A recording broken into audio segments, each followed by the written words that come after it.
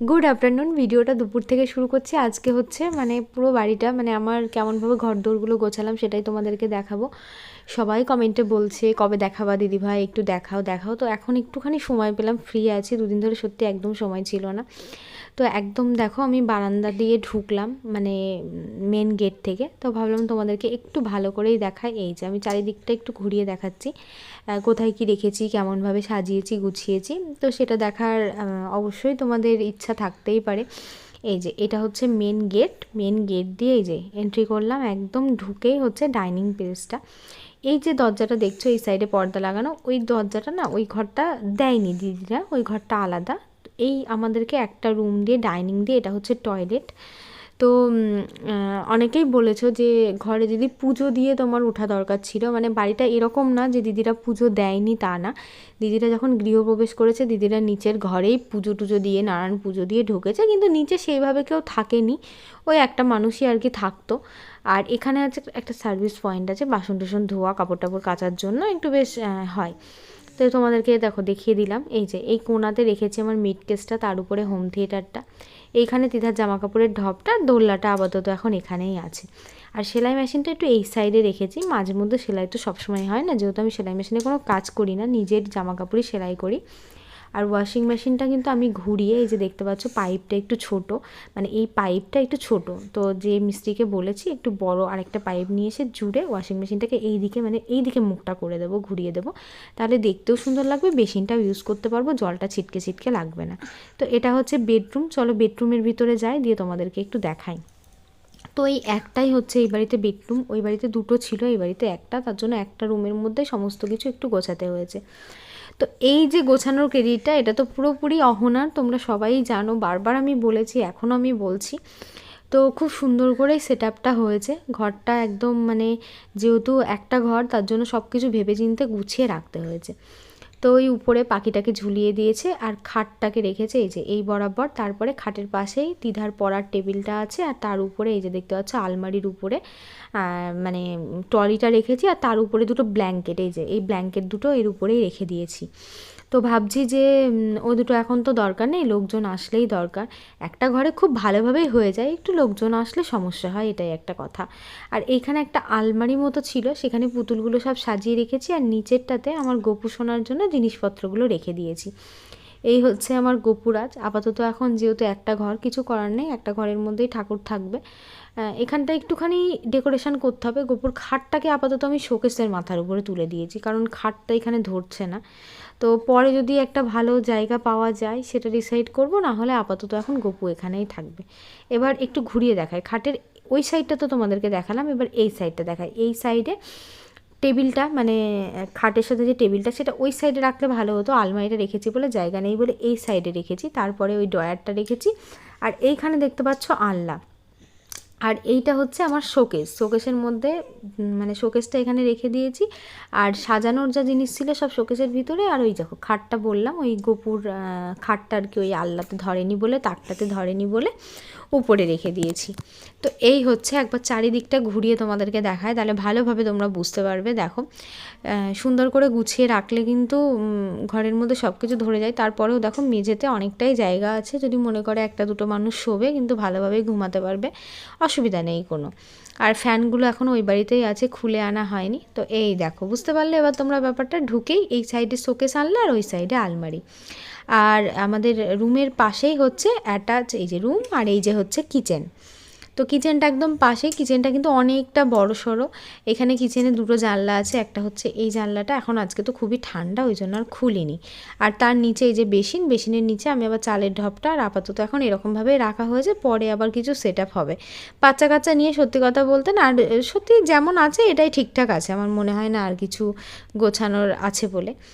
তো এই যে জলের ঢপ, তারপরে গ্যাসের ওভেন, ওইদিকে দুটো গ্যাসের সিলিন্ডার আছে।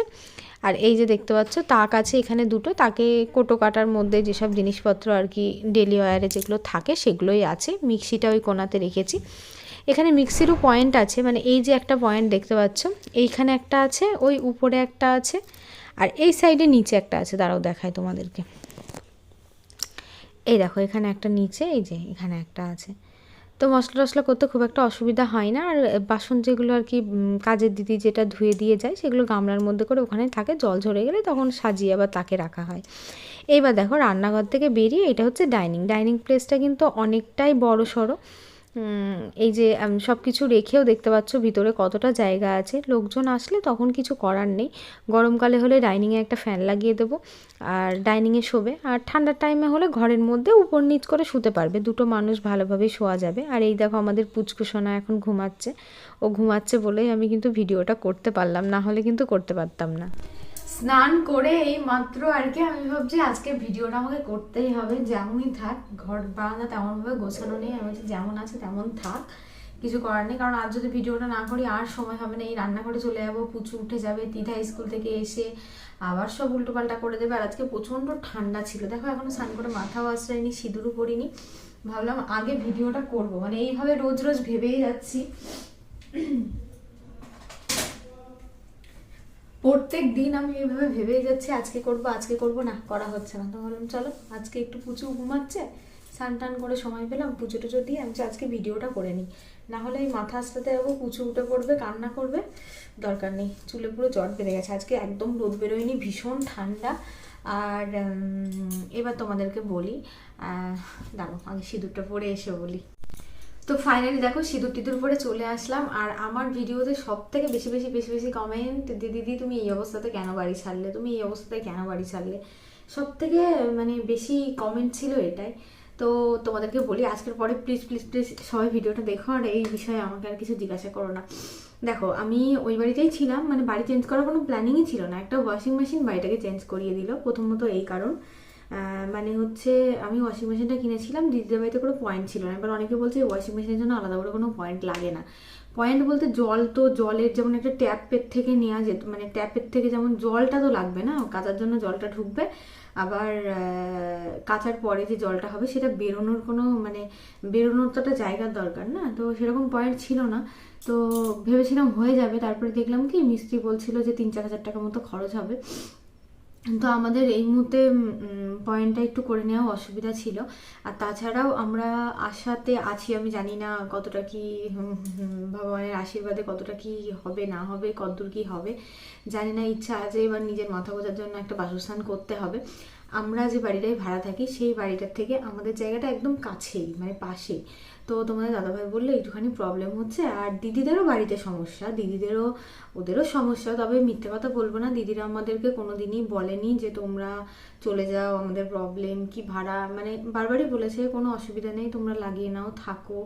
তারপরে হচ্ছে অসুবিধা নেই, আমাদের উপরে টয়লেট আছে, ওদের ছাদে একটু জলশোপ করছিল, তারপরে হচ্ছে উপরের টয়লেটটা বন্ধ করার দরকার, ওদের 3 তলাতেও একটা টয়লেট আছে। তারপরেও কোনোদিন আমাকে বলেনি যে আমাদের অসুবিধা কি কিছু, ওরা ঘর বারান্দা রং করবে, তারপরেও আমাদেরকে বলেনি যে হচ্ছে মানে আমাদের এই ডিসেম্বরে ঘর ছেড়ে দেওয়ার কথা ছিল, কিন্তু তারপরেও দিদি বলেছে যে থেকেই যাও, বাড়ি ঘর তো করবা, এখানেই থাকো, আর যেতে হবে না বলেছে।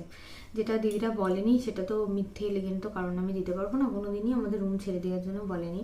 রুম ছেড়ে আসার আগেও দিদি বলেছে কোনো অসুবিধা হবে না, থাকো, কোনো কিছু না। তো আমরা দেখলাম যে দিদিদেরও একটু সমস্যা, রং টং করবে, তারপরে ওদেরও ছাদটা হয়েছে, আর আমারও এটা বাড়ির কাছে হয়ে যাবে, মানে আমার বাড়ি করতে খুব সুবিধা হবে, কারণ বাচ্চা নিয়ে মিস্ত্রিদেরকে তো একটু চাটা তো দিতে হবে, একটু ইলেকট্রিকের ব্যাপার আছে, কারণ অত দূর থেকে ইলেকট্রিক দেওয়াটা সম্ভব না। তো এখান থেকে আমাদের ইলেকট্রিকটাও মানে জানো তো তোমরা যে একটু কারেন্ট লাগবে, সেটাও সুবিধা হবে, মানে সব দিক বিচার বিবেচনা করে এবার এখনই কেন ছাড়লাম।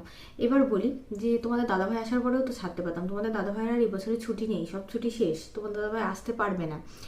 আর এখন ছাড়ার একটাই কারণ আমার পেটে ব্যথা, যেহেতু ওয়াশিং মেশিনটা কিনেছি আমার লাগানো খুবই দরকার। তোমাদের দাদাভাই আমাকে বারবার বকছে, কারণ জানো আমি 3rd অপারেশনটা করার পরে আমার হচ্ছে মানে 2nd অপারেশনটার পরে আমার হার্নিয়া হয়ে গেছিলো, তার জন্য আমাকে 3rd অপারেশন করতে হয়। এবার এটা আমার 4 নম্বর সিজার হলো। তো এবার যদি আবার আমার কোনো প্রবলেম হয়, আমি তো ছেলেকে নিয়ে একা আছি, তোমরা জানো যে আমাকে কেউ কোনোদিন, আমি কাউকে কোনোদিন পাশে পাইনি, আমার মা আর আমার দাদা ছাড়া আমি কোনোদিন আমার আপদে আমি কাউকে পাশে পাইনি, আজ পর্যন্ত কাউকে পাইও নি আর পেলামও না। তো সেটা তো আলাদা দুঃখের ব্যাপার, আমাকে কেউ দেখবেও না তাকিয়ে, মানে আমি মরে যাই কি বেঁচে থাকি সেটাতে কারোর কোনো মানে যায় আসে না, একমাত্র আমার হাজব্যান্ড ছাড়া। তো ওই জন্য ওই মানুষটা বললো যে তোমার অনেক কষ্ট, আর যদি একটা বাই চান্স কিছু অঘটন ঘটে যায়, কাচাকুচো তো একটা বড় কষ্ট, তুমি কাজের একটা হেল্পিং হ্যান্ড রেখেছো, তারপরেও রান্না বান্না টুকটাক যা করছো করছো, কিন্তু তুমি শিফট হয়ে যাও। তো আমি আমার ভাইকে বললাম, ওই যে বলি আমার আপদে বিপদে ওই মানুষটা মানে সব সময় একদম মানে কি বলবো, মানে সব সময় যখন ডেকেছি এখনো পর্যন্ত আমি আমার ভাইকে কোনোদিন পাইনি এরকম না, আমার দাদাকে কোনোদিন পাশে পাইনি এরকম না, মানে সব সময় মানে চম্বুকের মতো একদম আমাকে হেল্প করেছে, এখনো পর্যন্ত করে যাচ্ছে। এবার তোমাদেরকে আমার জায়গাটা আর বাড়িটার ডিস্টেন্সটা দেখায়, তাহলে বুঝতে পারবে। দিদিদের বাড়ির মেন গেট থেকে আমি ভিডিওটা করছি। এ দেখো, এটা হচ্ছে দিদিদের বাড়ি, আর এই সামনে এই যে কালো দরজাটা দেখছো, দরজার সামনের জায়গাটা হচ্ছে আমাদের। এই যে আমার আঙুলের একদম আঙুলের মাথাটা যেখানে শেষ হলো ওই জায়গাটা একটু জঙ্গল টঙ্গল হয়ে আছে, এই জায়গাটা আমাদের। তাহলে এখান থেকে আমার একটু বাড়ি করলে কতটা সুবিধা হবে বলো তো, খুবই সুবিধা হবে। আর এইটা ছিল, আর আমি ছিলাম ওই দিকে, মানে অনেকটা দূর ওখান থেকে। তো এইটাই হচ্ছে মেন রিজন, তাছাড়া আর কোনো রিজন নেই। এবার একটা কথা বলি, যারা আমাকে বলছো যে দিদি তুমি বাড়িটাকে চেঞ্জ করলে মানে কি করে, মানে এত ছোট ছোট বাচ্চা নিয়ে, বিশ্বাস করো আমার দাদা আর আমার দাদার সাথে আমার একটা মানে একটা ভাই হচ্ছে কাকাতো ছেলে, তো আমার ওই ভাইটা মানে ওরা, আর আমার বান্ধবী অহনা, ও আমাকে দিদি বলে, আমি বোন হিসাবে ওকে দেখি, কোনোদিন বান্ধবী হিসাবে দেখিনি। এই তিনটে মানুষ না থাকলে কোনো দিন সম্ভব ছিল না আমার পক্ষে। মানে ওই দুজন মিলে একদম সেই সকাল 10টার থেকে একভাবে যত জিনিসপত্র দেখছো, ঘরে তো কম জিনিসপত্র নেই, এইগুলো সমস্ত কিছু এনেছে, আর এনে এনে এখানে দিয়েছে। আর আমার মানে বান্ধবী আর কি সমস্ত কিছু মানে গুছিয়েছে। এই যে শোকেস, আলমারি, এইগুলো দেখছো, এই যে এইটা রান্নাঘরটা, মানে সমস্ত কিছু ওই গুছিয়েছে, ও নিজে হাতে করে আলমারির জামা কাপড়গুলো পর্যন্ত বের করে এনেছিল, জানো, সেগুলো পর্যন্ত ও গুছিয়েছে। আর আমি ওদিকে রান্না বান্না জোগাড় করেছি, ওদেরকে সব বার করে করে দিয়েছি, জিনিসপত্রগুলো বের করে দিয়েছি ওখান থেকে, মানে জামা কাপড়গুলো বের করে দিয়েছি, তারপরে রান্না বান্না করেছি, সকালে দুপুরের খাওয়া ধোয়া মাজা সেগুলো সব আমি করেছি। তারপরে সন্ধ্যাবেলায় এসে তখন দেখলাম সমস্ত কিছু গোছানো হয়ে গেছে, ওই কিছু টুকিটাকি এটা ওটা জিনিস ছিল, সেগুলো আমি আর অহনা মিলে একটুখানি হাতে পাতে মানে দু একটা জিনিস ঠিকঠাক করে দিয়ে, এমনকি পুরো গোছানোর পরে ঘর ঝাড় দিয়ে ঘর মুছে পুরো একদম ডিপ ক্লিন করে আমাকে বলছে দিদি তুমি চান করে পুজোকে নাও, আমি ঘরমর সব মানে মুছে পরিষ্কার করে দিয়েছি। মানে ও মানে এই এই এই দিনটা আমি ওর কোনো দিনই আমি মানে ভুলে যেতে পারবো না, যে ওই দিনটাতে ও আমার যেভাবে আমাকে হেল্প করেছে, মানে ভীষণ ভীষণ হেল্প করেছে, মানে ও না থাকলে কিছুই সম্ভব ছিল না। তো চলো আজকের ভিডিওটা এখানেই শেষ করছি, সবাই খুব ভালো থেকো, সুস্থ থেকো, সাবধানে থেকো, নেক্সট একটা ভিডিওতে দেখা হবে, tata bye bye, love you all.